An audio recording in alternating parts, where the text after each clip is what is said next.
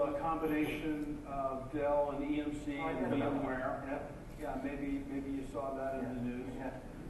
And something interesting happened. We closed the transaction on September 7th, and the morning of September 7th, we learned from both IDC and Gartner that we had become #1 in server units in the world. So our little baby was just born, and it was could barely cry, and it was already succeeding, beating up on some of the other folks out there. So fun times. And look, I mean, I think the Dell EMC combination has created, I think, a very special company, and it creates tremendous opportunities for partners and customers. This integration has gone extremely well, and I think part of it relates back to when it started. And the story actually goes back to 2001. And some of you might remember that Dell and EMC in 2001 created something called Dell EMC. And it was an alliance between Dell and EMC. And it got up to several $1 billion in revenues. Dell selling EMC technology, but also working in the other direction. 26 different EMC product lines had Dell technologies embedded in them. And so the teams from a research and development, supply chain, go-to-market, legal, finance, every aspect, worked together at a very close level. Learned about each other, learned about the cultures of the companies. That went on for quite some time. And actually, in 2009, there was a pretty serious look at combining the companies. Okay, many millions of dollars were spent analyzing the revenue synergies and how a combination would work. And because of the financial crisis at the time, we decided not to do that. And you were still public company? We were still a public company. That's harder to combine two giant public companies. But then fast forward to 2013, I took Dell private, and then about a year later, I called my good friend Joe Tucci and said, hey, maybe we should put the band back together here and think about this again.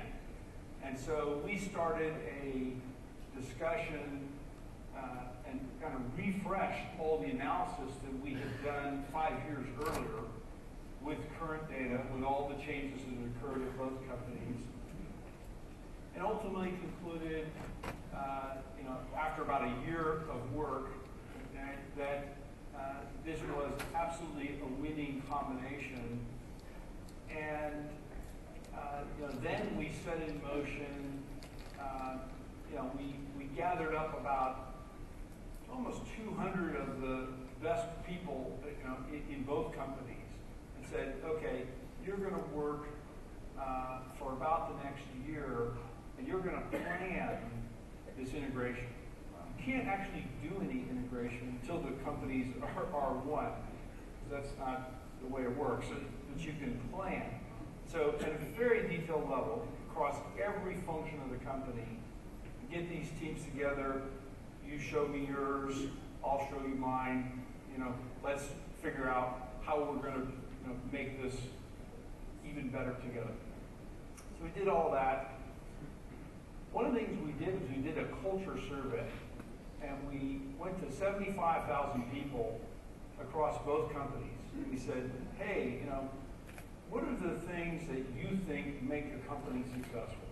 The current company, EMC company, Dell company. There were 22 attributes that were ranked and rated, and it turns out the top 5 were exactly the same in both companies. And they were ranked in exactly the same order. And they were? the top one was passion for customers and winning, right? And so what you see is whether it's in passion for customers or in innovation, or in kind of ethics and how do we win as a company. You got companies that are very compatible with each other, and we knew this because we worked together for most of the last 15 years. Not all the last 15 years. There were some periods where we kind of diverged and took our separate paths. But for me, as a guy making a decision here, you have to first get past the question of how do these cultures work together, and I feel very comfortable with that, and it's proven itself to be the case in the new company. Then there's the whole financial lens, and there I think we've created something quite spectacular with our new company. So it's going, I'd say, extremely well. The first question on the slide with now 32 likes. Obviously, HP decided to become smaller, split in two. Yeah, they did that because of the creation of Dell Technologies. They did first, though. They may have they'd actually just split. Actually, Get my facts right. They were first, but they announced the split before you announced the EMC. But when did they announce the split? Oh God, they're asking me dates on stage. Someone remind me. Someone type of it. October. Yeah. October of what year? Of 2014. 2014. Yes. And Meg was here on stage. What happened before October of 2014? They were talking to EMC and decided not to do something. Yeah, clearly. So the rumours say.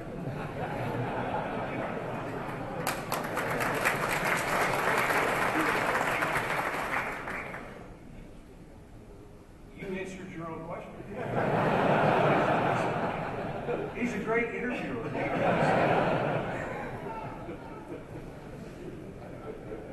Okay. Okay. Good answer. There were consequences. I asked questions, not answered.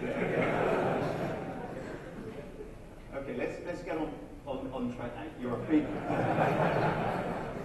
You're a big company, Dell Technologies. You have Dell inside, you have Dell EMC inside. The question there is, how's your technology strategy going forwards? You've also got a lot of products, presumably some consolidation coming. Take us a little bit through the journey there on the product roadmaps, the innovation roadmaps. Yeah, so one of the beautiful things about the combination is that you have very little overlap. And so in the combined company, you have a company which is number one in everything all in one place. Okay? So number one in servers. Number one in PC revenue. Not PC units, number one in PC revenue. This means our units are more valuable than those other guys. Number one in storage. Number one in cloud software. Number one in virtualization. Number one in software-defined data center. Number one in hyperconverged. Number one in converged infrastructure. Very strong positions in mobility, in security, in digital transformation. In terms of innovation, we're investing about $4.5 billion a year in R&D, more than twice that of our next nearest competitor. And in the last 3 years, we've invested $12.7 billion. So, seriously out-investing our competitors. So if you look at what does that actually mean, it means much more innovation. So if you look at fast-growing area like all-flash arrays, all-flash storage. We have 40% share, okay? We're bigger than the next 3 competitors combined, and we're growing faster than any one of them and all 3 combined. And it's because we have way more innovation inside the products. It's getting harder and harder to play this game in the silos as well as you move to the software-defined data center, converged, hyper-converged. And did I mention VMware? Yeah, I was going to ask.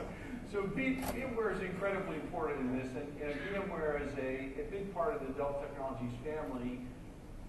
And VMware also has an independent ecosystem. So all of our competitors will work with VMware, and so will we. And so we're not going to disrupt that. That's always been a big part of their success, and that will continue. So as it relates to the channel, because of their independent ecosystem, VMware will have its own channel programs. Dell EMC, we're creating this one program, combining the best of both programs together. In many cases, enhancing the incentives because we want to grow with all of our great partners. And we'll increasingly leverage and integrate the VMware technologies into our solutions. So for example, in hyperconverged, we have the VxRail product, growing very, very fast, combining the very best of EMC technology, VMware technology together. And you've already seen, since September 7th, a number of new announcements that bring together the combined innovations of Dell, EMC, VMware, Pivotal.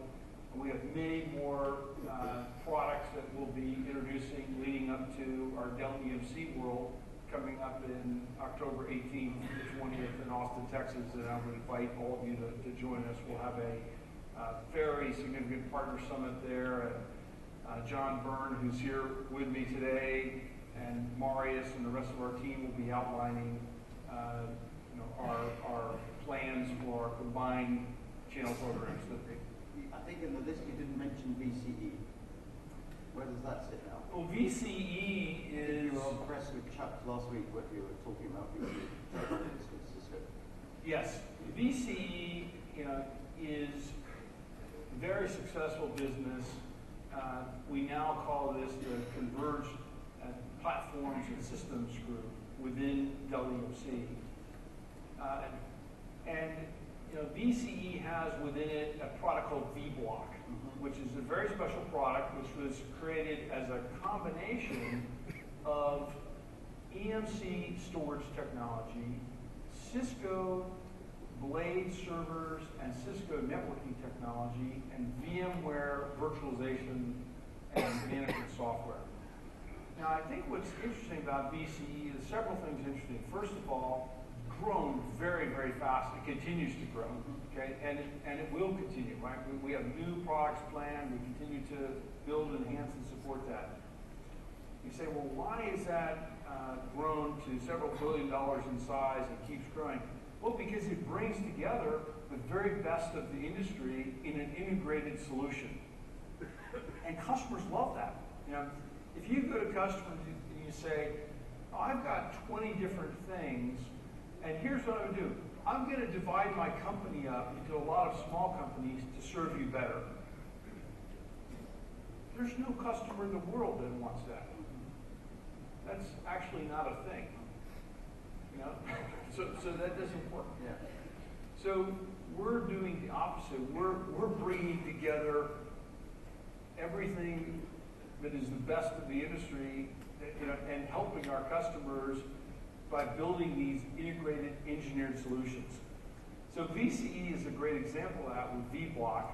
There are other products within VCE like the VxRail, which I mentioned earlier, and VxRack, that will increasingly use some of the Dell server technologies in addition to the lead that EMC has in storage, and the VMware software, and in some cases Pivotal Cloud Foundry as well. Let's bring it to the channel now. You're going to have a lot of accounts that are shared Dell EMC. The PC sale is very high volume, low cost, transactional model, even in big bits. The same customers are buying EMC enterprise equipment, long, slow, but very lucrative projects when they come through. How are you going to combine that sort of different motions in one customer for the two different sides of the business? Well, as Dell, we were already addressing this somewhat, right? Because we had a large server business. Now number one. Servers are often transactional as well, aren't they? Often bought on a price basis. Yeah, although they can get into some pretty mission critical worlds, and we had a reasonable storage business inside Dell.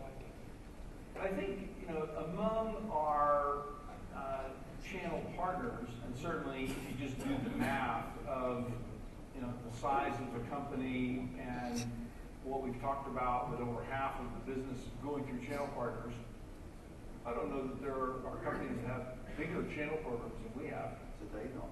Okay? Yeah. So that's a decent place to start. So what you find is a pretty wide range of diversity there. Right? You've got some very specialized partners who are just focused on one particular product line, some who have 2 or 3 product lines, some who sell an entire range of products. So we're very comfortable, working across a range of those things. And of course, our goals are a little bit different depending on whether you're talking about software or data protection or all flash arrays or primary storage or x86 servers or commercial PCs or small business or consumer. We've got a wide range of things. I should say, on the PC front, it remains a very important business, within Dell Technologies. We've had 14 quarters in a row of gaining share in our client business. Interestingly enough, if you plot the point where Dell went private, what you see is from that point forward, we've gained share every single quarter. If you look at the 14 quarters prior to going private, you see something that looks more like a sine wave. Kind of gain, lose, lose, gain, lose, gain, lose, gain, kind of back and forth. And now that we've been private, gain, gain, gain, gain, gain every single time. So we're gaining share. I can assure you it'll be our 15th quarter in a row this quarter. And we're continuing the innovation, and again, very strongly positioned, particularly in commercial PCs. So it remains a very, very important space for us. Okay. There's a question at the bottom of the screen about supporting. We had this also for John Franco about how you can support channel across multiple countries. It's kind of suggesting you're very country focused in your programs. Will there be a scheme to help channel partners sell across multiple countries? We certainly, have worked quite a lot with the channel partners that work across multiple countries, and being in 180 countries in the world, we supporting customers with over 900 parts depots in the world. I think we're quite capable of building and continuing to support channel partners that work across multiple countries. And then the next question is about the future of the Dell EMC channel strategy. Will it be closer to present Dell or closer to present EMC? I think it'll be a little bit of the best of both. So if you think about the EMC program, we're going to, I would say, protect the incumbency of a lot of those partners in the places where they've been playing and they've been strong, and that's very important to us. And we'll improve the incentives, in some ways that I think are pretty important to keep those partners very engaged with us. and give them more things to sell. So a lot of those partners have been very excited with the ability to sell servers in addition to selling storage. Those two tend to go together. Okay. It's been like a peanut butter jelly thing, servers and storage. On the client side, I think a lot of things we've been doing in terms of emphasizing net new, emphasizing services attached, and driving incentives on those areas, those will be things that you can expect to continue. And by the way, the net new is also a big emphasis on the data center as well. I have to ask, it was there, the question that you've answered 1,000 times, channel versus direct. Channel.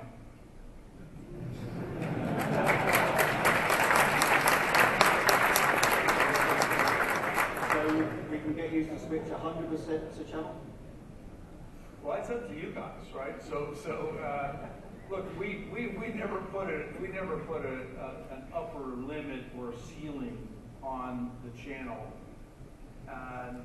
and I mean, if you look at what's happened in Dell, since around 2007, 2008, there's been a real change in our business, in including and working with the channel. Now to the point where you've got over half of our business in EMEA and growing, right? Through the channel, growing double-digit, growth rate.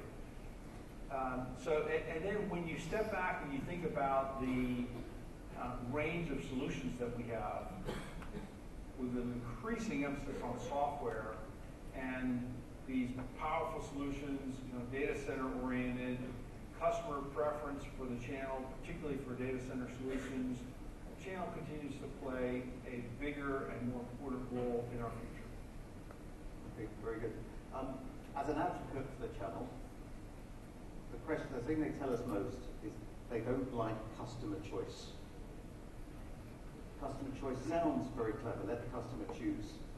But actually, the partners feel they can work on an account, develop a deal, then at the last minute, maybe because they've got a better offer from a direct salesperson, maybe something's gone on, they lose the deal. So they preferred the hard deck approach that EMC had. So these accounts are ours, these accounts are yours. How do you feel? Can we move away from customer choice more to a hard deck model so it's clear where they're protected and where they're not in some way?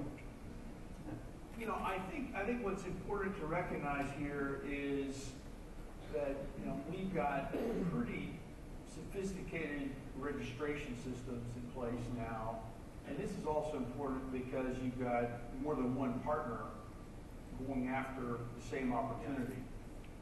And so the registration system is very powerful and effective.